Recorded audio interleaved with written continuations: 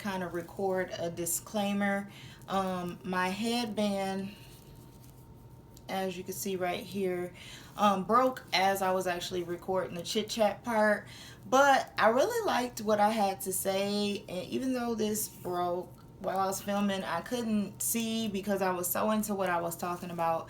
And I was so into just giving you guys like a really genuine review on what I thought, how I thought the new edition miniseries went, that I did not want to refilm it. So you're going to see like on one side, on this side, my little string thing that popped out is going to be hanging. I did not feel it. I was just so animated.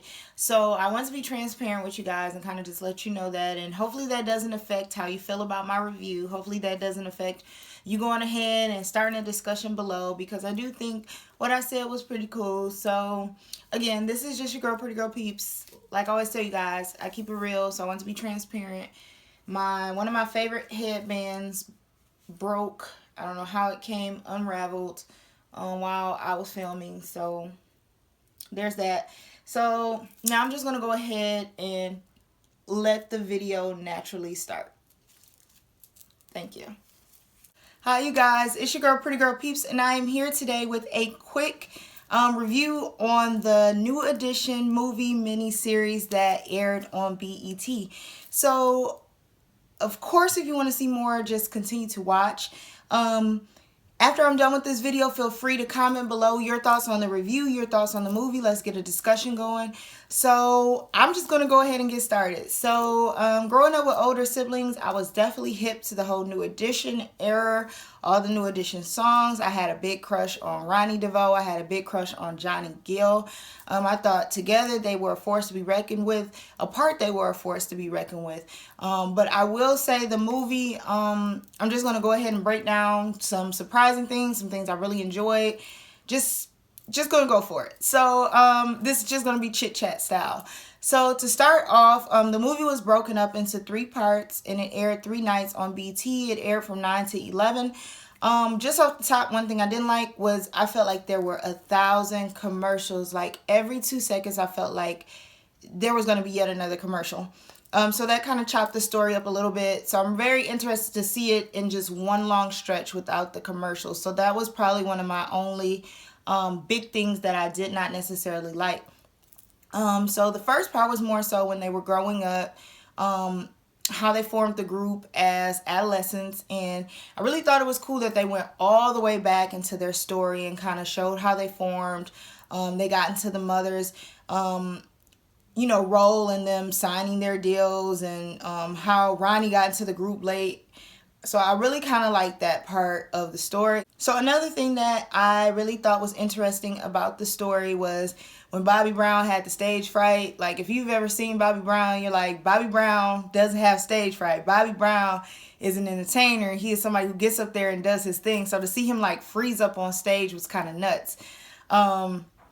So another thing that was really interesting to me in the first part was just the simple fact that, I didn't know they were, all from Boston, the projects. And I think it was just interesting to tie that into their story, how their moms didn't really have money, how a lot of the things they did, a lot of the hustle that was in them was because they had to take care of their families, not just themselves. So I thought that was a very important element to bring into the story. So that was pretty cool to me. The creation of the Candy Girl song, how they met their manager. I thought that was all dope. The storytelling of the movie, it was so dope. The kids were great actors. The moms, they were great actors. Wood Harris, who played their manager, he was great. I really liked the way they showed that he was tough on the boys, but that built their character not only as actors, entertainers, singers. It built their character as men, and I thought that was very important, which is why I really liked the transition from part 1 to part 2, where the Is This the End song was playing, and the boys kind of transitioned from boys to teenagers. But a crazy part to me was them being teenagers and having to go right back to the projects, and you're like, they had all these hits, they made all this money, what happened? And then you see them like getting a check for $1.87, and it's like, you're kind of like, what? But then you think back to when they signed the contract and you're like, that really wasn't a lot of money to begin with. So it was just crazy because you think back to the TLC and the Pebbles, you think back to Suge Knight, you think back to all these people who were being shiesty and taking people's money, and you're like, dang, everybody was getting got back in the day for their money. So it's just like this again. So that was kind of crazy. So then I thought it was really interesting how, you know, they wound up signing with the new manager and going into MCA, but that wound up to be a whole different flop. So that was kind of crazy. So part 2 was kind of like their adolescent, you know, teenage years, their growing pains, growing up, getting girls pregnant, getting in trouble.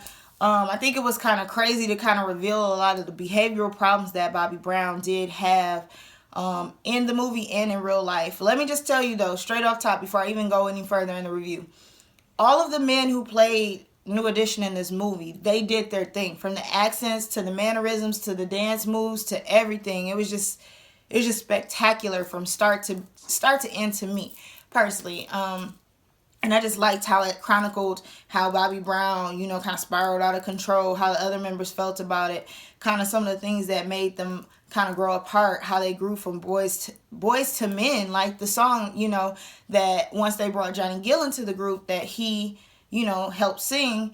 And let me just say, all the songs, like from Can You Stand the Rain to them doing the dance moves to If It Is Alive,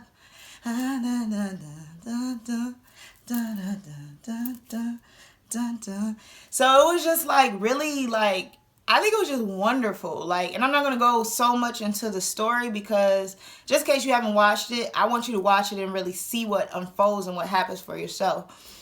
So another thing that I found really interesting, and this more so came out in the last part of the miniseries, was that Bobby Brown was not the only one in the group doing drugs.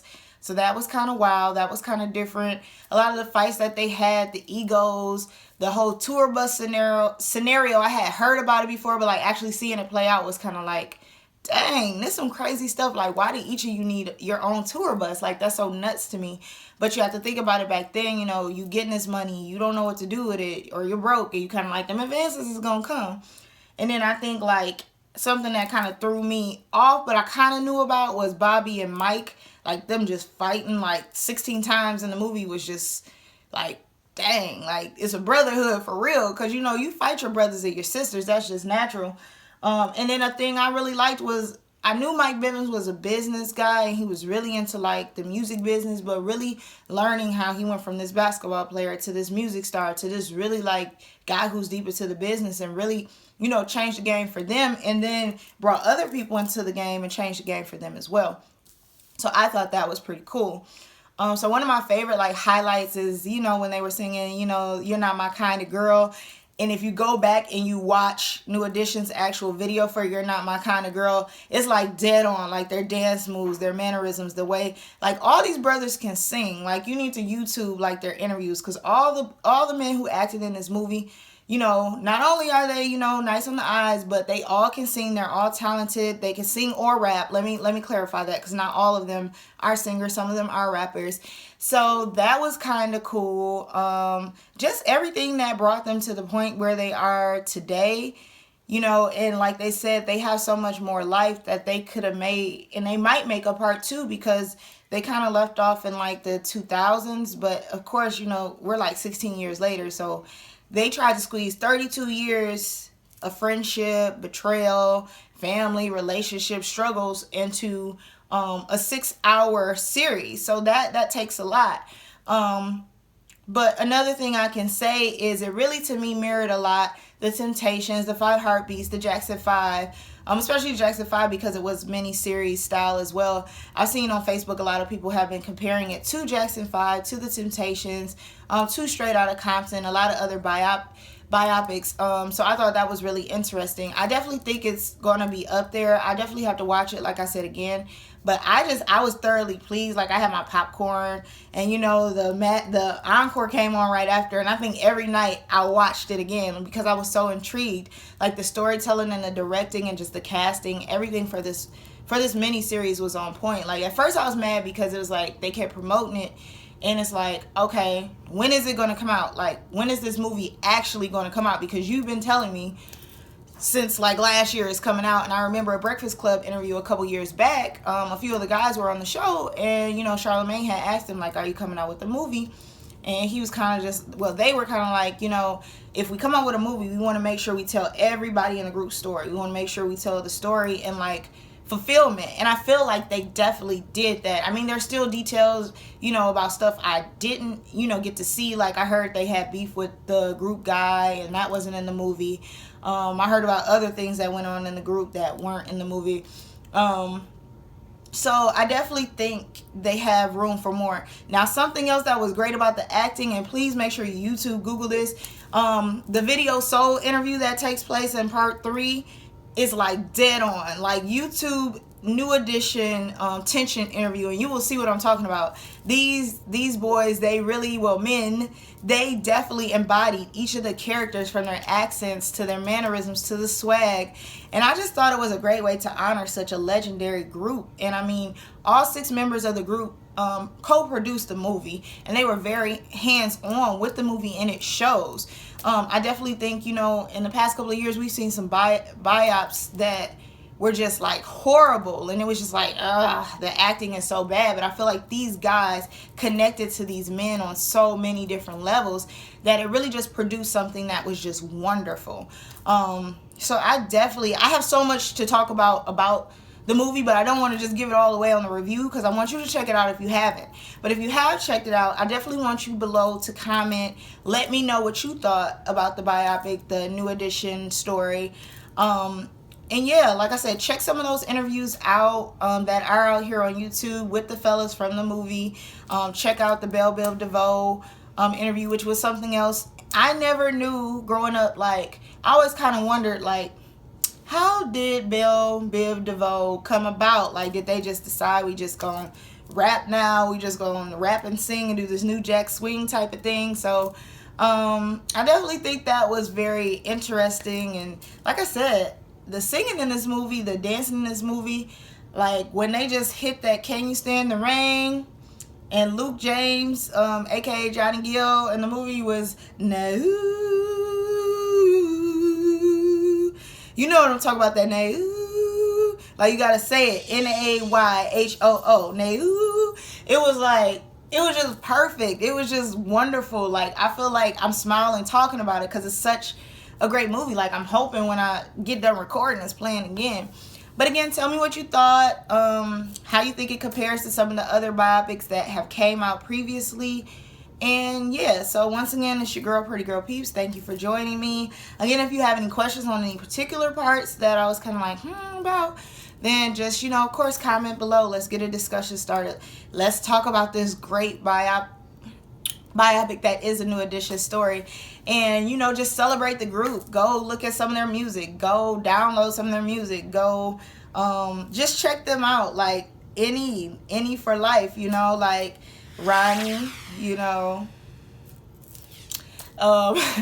Ricky, Ralph, Mike, Johnny, Bobby, just, they were those guys. And I feel like this movie just kind of showed why, and really showed a lot of the behind the scenes stuff that, now with us being in the social media area, we know everything about artists, everything about a celebrity, versus back then they tried to shield us from that because they wanted a certain image.